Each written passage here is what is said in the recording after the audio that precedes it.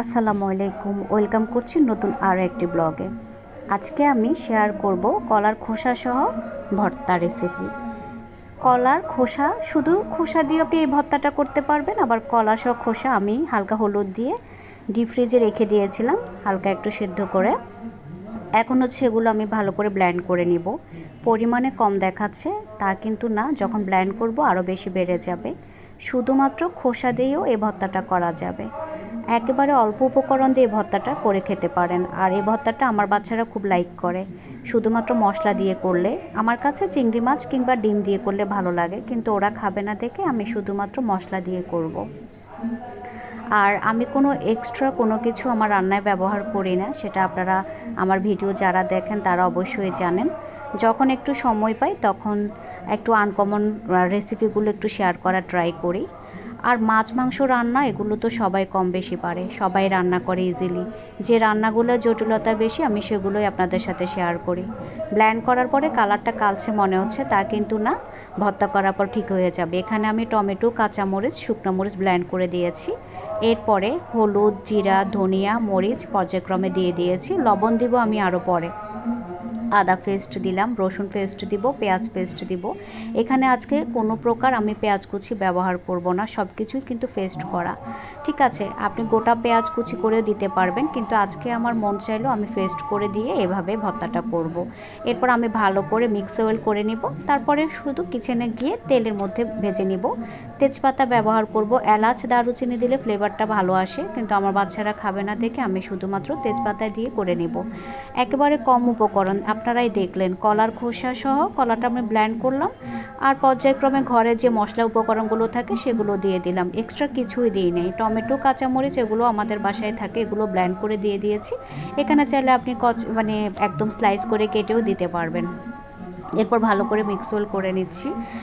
আর আমার ভিডিও আপনাদের অনেকেরই ভালো লাগবে না, এটাই স্বাভাবিক, কিন্তু সবাই যে সব কিছু ভালো লাগবে তা কিন্তু না। আর আমি সবাইকে ভালো লাগতেই হবে সেটা চিন্তা করে ভিডিও করি না। আমার কথা হলো, আমার কাজকে আমি ভালোবাসি, যেহেতু আমার চ্যানেল আছে, পেজ আছে, যতদিন চলবে এভাবে আমি ভিডিওগুলো মেক করব।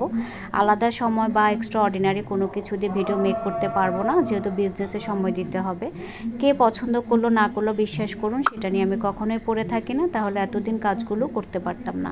এরপরে যখন আমার কড়াই গরম হয়ে আসলো তখন হচ্ছে আমি তেজপাতা দিয়েছিলাম, এরপরে তেল দিয়ে দিলাম। এখানে আপনারা সরিষার তেলও ব্যবহার করতে পারবেন, কোনো সমস্যা নেই। তেজপাতাটা যখন স্মেল বের হবে, যে পেস্ট করে রেখেছিলাম সেটা দিয়ে দেবো। That's it. আমার কিন্তু লাস্টের দিকে আমি শুধুমাত্র পিঙ্ক সল্ট দিব, টেস্ট আর একটু বাড়ানোর জন্যে। আর আপনারা চাইলে এখানে পিঙ্ক সল্ট স্কিপ করতে পারেন। সবার বাসায় যে পিঙ্ক সল্ট থাকবে তা কিন্তু না, হয়তো আমার বাসায় থাকার কারণে আমি দিতে পারি, আর না দিলেও কোনো সমস্যা নেই। আমার এখানে কিন্তু আমি আরেকটা মশলার কথা বলি না, সেটা হচ্ছে গোটা মশলা। আপনার যেটাকে আমি ব্লেন্ড করা একটা মশলা ব্যবহার করে থাকি, গরম মশলা, সেটাও কিন্তু দেয়া হয়েছে ফ্লেভারের জন্য।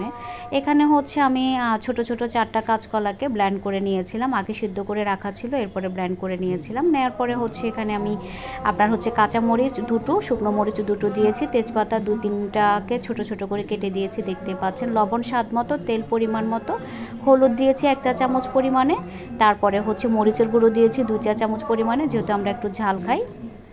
এরপরে জিরা, ধনিয়া, গরম মশলা পাউডার সব কিছু 1 চা চামচ পরিমাণে দিয়েছি। একটা টমেটোকে আমি ব্লেন্ড করে দিয়েছি। এইটুকুই হলো আমার উপকরণ। এই মশলা দিয়ে আপনি এই উপকরণ দিয়ে যদি ভর্তাটা করে খেতে পারেন কখনোই ভুলবেন না। অনায়াসে আপনার কাছে এটা ভালো লাগবেই। যেখানে আমার বাচ্চারা লাইক করে এই ভর্তাটা দিয়ে দিলে ওরা তখন আর ভাতের সাথে অন্য আর কিছুই নিতে চাইবে না। মাছ মাংস রান্না আমরা সবাই পারি, কিন্তু মাছ মাংস দিয়েও অত ভাত খাওয়া যায় না, এই টাইপের জিনিসগুলো দিয়ে যতটা ভাত খাওয়া যায় আমি মনে করি। তো যখন একটু সময় পাই, যখন একটু অন্যরকম রেসিপিগুলো করি, আনকমন বলতে সবাই কিন্তু এগুলো জানে পারে, হয়তো সময়ের জন্য করে না।